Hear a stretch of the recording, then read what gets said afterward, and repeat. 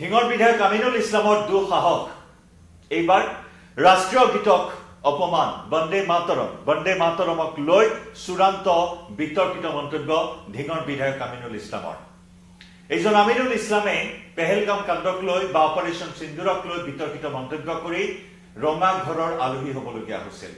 কেইবা মাহ কাৰাবন্দী হৈ থকা আমিনুল ইছলামে জেলৰ পৰা ওলাই আহিয়ে আন কেইবাটাও বিষয়ত বিতৰ্কিত মন্তব্য কৰি আহিছে আৰু সকলো সীমা যেন আকৌ এবাৰ চেৰাই গ'ল যি সময়ত সমগ্ৰ দেশবাসীয়ে 26 জানুৱাৰী গণৰাজ্য দিৱস উদযাপনক লৈ ব্যস্ত হৈ আছে তেনে সময়তে আমিনুল ইছলামে এক বিতৰ্কিত মন্তব্য কৰিলে বন্দে মাতৰমক লৈ নমস্কাৰ প্ৰিয় দৰ্শক মই জয়ন্ত মাধৱ গোস্বামী আপোনাক স্বাগতম জনাইছো নিউজ 18 অসম নৰ্থ ইষ্টৰ ডিজিটেল লাইভলৈ ৭৭ সংখ্যক গণৰাজ্য দিৱসৰ এইবাৰ থিমেই হৈছে বন্দে মাতৰমৰ 150 বছৰীয়া এই যি যাত্ৰা সেই 150 বছৰ উদযাপন কৰা হৈছে সমগ্ৰ দেশজুৰি ৰাষ্ট্ৰীয় গীত ৰাষ্ট্ৰীয় সংগীতৰ 150 বছৰ সমগ্ৰ দেশজুৰি উদযাপন কৰা হৈছে আৰু আজি 26 জানুৱাৰী গণৰাজ্য দিৱসৰ আজি বিশেষ থিমেই হৈছে বন্দে মাতৰম কিন্তু এই বন্দে মাতৰমক লৈ এইবাৰ অপমান সূচক মন্তব্য কৰিবলৈ দুঃসাহস কৰিলে এইগৰাকী AIDFৰ ঢিং সমষ্টিৰ বিতৰ্কিত বিধায়ক আমিনুল ইছলামে আমাৰ সকলোৰে মনত আছে সমগ্ৰ বিশ্বত খলকনি সৃষ্টি কৰা সমগ্ৰ বিশ্বত তুলপাৰ লগোৱা পেহেলগাম কাণ্ড য'ত নেকি 26 গৰাকী পৰ্যটকক ধৰ্ম সুধি হত্যা কৰা হৈছিল গুলিয়াই হত্যা কৰিছিল পাকিস্তানৰ সন্ত্ৰাসবাদীয়ে নিচেই ওচৰৰ পৰা পেহেলগামত 26 গৰাকী পৰ্যটক পত্নীৰ সন্মুখত গুলিয়াই হত্যা কৰিছিল পত্নীৰ শিৰৰ সেন্দুৰ মচি পেলাইছিল সেই সন্ত্ৰাসবাদীয়ে আৰু সেই পেহেলগামৰ ঘটনাক লৈ বিৰূপ মন্তব্য কৰিছিল এইজন আমিনুল ইছলামে আমাৰ সকলোৰে মনত আছে আমিনুল ইছলামে বিৰূপ মন্তব্য কৰিছিল যে ধৰ্মৰ কথা সুধি হেনো সন্ত্ৰাসবাদীয়ে পৰ্যটকক হত্যা কৰা নাছিল পেহেলগামত নিখাৰ অন্ধকাৰতহে হেনো হত্যা কৰা হৈছিল সেইসকল পৰ্যটকক ইমানেই নহয় সেই পেহেলগাম কাণ্ডত কেন্দ্ৰীয় চৰকাৰ জড়িত থকা বুলি এটা অপপ্ৰচাৰত লিপ্ত হৈছিল অপপ্ৰচাৰ চলাইছিল এইগৰাকী ঢিঙৰ AIDFৰ বিধায়ক আমিনুল ইছলামে ঢিঙৰ বিধায়কগৰাকীয়ে কেন্দ্ৰীয় চৰকাৰৰ বিৰুদ্ধে অনা সেই অভিযোগৰ বাতৰি পাকিস্তানৰ সংবাদ মাধ্যমত হেডলাইন হৈছিল পাকিস্তানৰ সংবাদ মাধ্যমত সম্প্ৰচাৰ কৰিছিল ঢিঙৰ বিধায়কগৰাকীয়ে সেই বিৰূপ মন্তব্য কৰাৰ সেই খবৰ গতিকে এনেদৰে সাম্প্ৰদায়িক বিগ বাস্তৱ বিয়পোৱাৰ চেষ্টা চলাই আহিছে এইজন বিধায়কে বিগত সময়ছোৱাৰ পৰাই আৰু NSAৰ অধীনৰ গোচৰ ৰুজু কৰি নগাঁও আৰক্ষীয়ে কাৰাগাৰলৈ নিক্ষেপ কৰিছিল আমিনুল ইছলামক কিন্তু তাৰ পৰাও যেন শিক্ষা নললে এইগৰাকী বিতৰ্কিত বিধায়কে এইবাৰ যেন আৰু এক খুব আগুৱাই গৈ ৰাষ্ট্ৰীয় গীতক চৰম অপমান কৰিলে ঢিঙৰ বিধায়কজনে বন্দে মাতৰম যেহেতু 26 জানুৱাৰী আজি গণৰাজ্য দিৱস ৭৭ সংখ্যক গণৰাজ্য দিৱসৰ থিমেই হৈছে বন্দে মাতৰম গতিকে সেই বন্দে মাতৰম শিক্ষানুষ্ঠানসমূহত পৰিৱেশন কৰাটো বাধ্যতামূলক কৰা হৈছে আৰু সেই বাধ্যতামূলক কৰাক লৈ আমিনুল ইছলামে প্ৰতিক্ৰিয়া প্ৰকাশ কৰিবলৈ গৈ এক বিতৰ্কিত মন্তব্য কৰিলে যে বন্দে মাতৰম কেৱল হিন্দু প্ৰধান স্কুলতহে পৰিৱেশন কৰক মুছলমান প্ৰধান স্কুলত এই গীতটো পৰিৱেশনত আপত্তি দৰ্শালে বিধায়কগৰাকীয়ে আমিনুলৰ মতে বন্দে মাতৰমত আছে হিন্দু দেৱ দেৱীৰ বন্দনা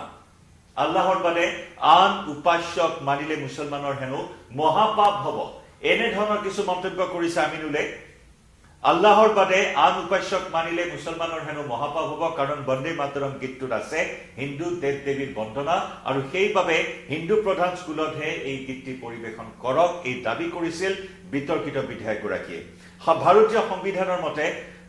বাধ্যতামূলক কৰাটো বৈধ নহয় বুলি মন্তব্য আমিনুলৰ কাৰণ 26 জানুৱাৰীত বন্দে মাতৰম পৰিৱেশন কৰাটো শিক্ষানুষ্ঠানত বাধ্যতামূলক কৰা হৈছিল আৰু ইয়াৰে প্ৰতিক্ৰিয়া প্ৰকাশ কৰিবলৈ গৈ এনেদৰে কিছু আপত্তিজনক কিছু বিৰূপ মন্তব্য কৰিলে সকলোৰে চকু কপালত উঠা মন্তব্য কৰিলে বিধায়কগৰাকীয়ে যে ভাৰতীয় সংবিধান মতে বাধ্যতামূলক কৰাটো বৈধ নহয় আৰু বন্দে মাতৰম পৰিৱেশন কেৱল হিন্দু প্ৰধান স্কুলতহে কৰক এই দাবী কৰি বিধায়কগৰাকীয়ে আন এক বিতৰ্কৰ সূচনা কৰিলে কালিৰে পৰা ইয়াকে লৈ সমগ্ৰ ৰাজ্যজুৰি প্ৰতিক্ৰিয়া অব্যাহত আছে ছচিয়েল মিডিয়াত বিভিন্ন ধৰণৰ প্ৰতিক্ৰিয়া অব্যাহত আছে এই মুহূৰ্তত আমি আমিনুল ইছলামৰ সেই বিতৰ্কিত মন্তব্য আগবঢ়াই ল'ব বিচাৰিছো আকৌ এবাৰ শুনক কোৰআন শৰীফত আল্লাহ তাআলাই কৈছে যে একমাত্ৰ আল্লাহৰ বাহিৰে অন্য কোনো উপাস্য দেৱ দেৱীৰ উপাসনা কৰাটো আটাইতকৈ ডাঙৰ গুণা। ইছলাম ধৰ্মত আটাইতকৈ ডাঙৰ কবিৰা গুণা বুলি কয়, আটাইতকৈ ডাঙৰ মহাপাপ আল্লাহৰ বাহিৰে অন্য কাৰোবাক শ্বৰীক কৰা বা আল্লাহৰ লগত শ্বৰীক কৰা। গতিকে এই ক্ষেত্ৰত ইছলাম ধৰ্মৰ লোকসকলক বাধ্যতামূলকভাৱে কোনো অন্য ধৰ্মৰ দেৱ দেৱীৰ আৰাধনা কৰা বা তেনেধৰণৰ কিবা মন্ত্ৰ বা তেনেধৰণৰ কিবা ক'বলৈ বাধ্য কৰাটো আমি ভাবোঁ গণতন্ত্ৰৰ পৰিপন্থী, ভাৰতৰ সংবিধানৰ পৰিপন্থী। আমাৰ কথা হ'ল যে এইটো অপশ্যনেল দিব লাগে, য'ত য'ত বন্দে মাতৰম, য'ত হিন্দু বা অন্য ধৰ্মৰ শিক্ষাৰ্থীসকল আছে তেওঁলোকে গাব পাৰে, আৰু য'ত সকলো মুছলমান শিক্ষাৰ্থী আছে তাত অপশ্যনেল, যদি ক'ৰবাত কোনোবাই গাব পাৰে, কিন্তু বাধ্যতামূলকভাৱে এই গীতটো গাই পেলাই আপলোড কৰিব দিয়াটো এইটো এক হিচাপে ইছলাম ধৰ্মৰ ওপৰত এটা হস্তক্ষেপ আৰু ধৰ্মীয় যিটো আকিদা, বিশ্বাস বা ইছলাম ধৰ্মৰ মৌলিকতা বিনষ্ট কৰাৰ এটা ষড়যন্ত্ৰ। গতিকে এইটোৰ আমি প্ৰতিবাদ কৰিছোঁ। কোৰআন শৰীফত আল্লাহ তালাই কৈছে যে একমাত্ৰ আল্লাহৰ বাহিৰে অন্য কোনো উপাস্য দেৱ দেৱীৰ উপাসনা কৰাটো আটাইতকৈ ডাঙৰ গুণা। ইছলাম ধৰ্মত আটাইতকৈ ডাঙৰ কবিৰা গুণা বুলি কয়, আটাইতকৈ ডাঙৰ মহাপাপ আল্লাহৰ বাহিৰে অন্য কাৰোবাক শ্বৰীক কৰা বা আল্লাহৰ লগত শ্বৰীক কৰা। গতিকে এই ক্ষেত্ৰত ইছলাম ধৰ্মৰ লোকসকলক বাধ্যতামূলকভাৱে কোনো অন্য ধৰ্মৰ দেৱ দেৱীৰ আৰাধনা কৰা বা তেনেধৰণৰ কিবা মন্ত্ৰ বা তেনেধৰণৰ কিবা ক'বলৈ বাধ্য কৰাটো আমি ভাবোঁ গণতন্ত্ৰৰ পৰিপন্থী, ভাৰতৰ সংবিধানৰ পৰিপন্থী। আমাৰ কথা হ'ল যে এইটো অপশ্যনেল দিব লাগে, য'ত য'ত বন্দে মাতৰম, য'ত হিন্দু বা অন্য ধৰ্মৰ শিক্ষাৰ্থীসকল আছে তেওঁলোকে গাব পাৰে, আৰু য'ত সকলো মুছলমান শিক্ষাৰ্থী আছে তাত অপশ্যনেল, যদি ক'ৰবাত কোনোবাই গাব পাৰে, কিন্তু বাধ্যতামূলকভাৱে এই গীতটো গাই পেলাই আপলোড কৰিব দিয়াটো এইটো এক হিচাপে ইছলাম ধৰ্মৰ ওপৰত এটা হস্তক্ষেপ আৰু ধৰ্মীয় যিটো আকিদা, বিশ্বাস বা ইছলাম ধৰ্মৰ মৌলিকতা বিনষ্ট কৰাৰ এটা ষড়যন্ত্ৰ। গতিকে এইটোৰ আমি প্ৰতিবাদ কৰিছোঁ। কোৰআন শৰীফত আল্লাহ তালাই কৈছে যে একমাত্ৰ আল্লাহৰ বাহিৰে অন্য কোনো উপাস্য দেৱ দেৱীৰ উপাসনা কৰাটো আটাইতকৈ ডাঙৰ গুণা। ইছলাম ধৰ্মত আটাইতকৈ ডাঙৰ কবিৰা গুণা বুলি কয়, আটাইতকৈ ডাঙৰ মহাপাপ আল্লাহৰ বাহিৰে অন্য কাৰোবাক শ্বৰীক কৰা বা আল্লাহৰ লগত শ্বৰীক কৰা। গতিকে এই ক্ষেত্ৰত ইছলাম ধৰ্মৰ লোকসকলক বাধ্যতামূলকভাৱে কোনো অন্য ধৰ্মৰ দেৱ দেৱীৰ আৰাধনা কৰা বা তেনেধৰণৰ কিবা মন্ত্ৰ বা তেনেধৰণৰ কিবা ক'বলৈ বাধ্য কৰাটো আমি ভাবোঁ গণতন্ত্ৰৰ পৰিপন্থী, ভাৰতৰ সংবিধানৰ পৰিপন্থী। আমাৰ কথা হ'ল যে এইটো অপশ্যনেল দিব লাগে, য'ত য'ত বন্দে মাতৰম, য'ত হিন্দু বা অন্য ধৰ্মৰ শিক্ষাৰ্থীসকল আছে তেওঁলোকে গাব পাৰে, আৰু য'ত সকলো মুছলমান শিক্ষাৰ্থী আছে তাত অপশ্যনেল, যদি ক'ৰবাত কোনোবাই গাব পাৰে, কিন্তু বাধ্যতামূলকভাৱে এই গীতটো গাই পেলাই আপলোড কৰিব দিয়াটো এইটো এক হিচাপে ইছলাম ধৰ্মৰ ওপৰত এটা হস্তক্ষেপ আৰু ধৰ্মীয় যিটো আকিদা, বিশ্বাস বা ইছলাম ধৰ্মৰ মৌলিকতা বিনষ্ট কৰাৰ এটা ষড়যন্ত্ৰ। গতিকে এইটোৰ আমি প্ৰতিবাদ কৰিছোঁ। সেয়া আপোনালোকে শুনিলে বন্দে মাতৰমক লৈ কিমান অপমানজনক, অপমানসূচক মন্তব্যৰে আকৌ এবাৰ সাম্প্ৰদায়িক বিষ বাষ্প বিয়পোৱাৰ চেষ্টা চলাইছে। হিন্দু মুছলমানৰ এনেধৰণৰ নিকৃষ্ট ৰাজনীতিত লিপ্ত হোৱা পৰিলক্ষিত হৈছে AUDFৰ বিধায়কগৰাকী। কাৰণ বন্দে মাতৰম এনেকুৱা এটা শব্দ,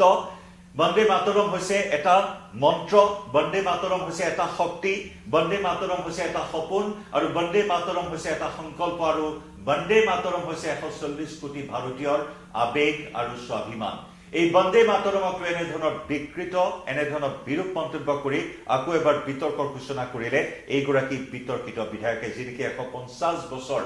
বন্দে মাতৰম, বংকিম চন্দ্ৰ চট্টোপাধ্যায়ৰ 150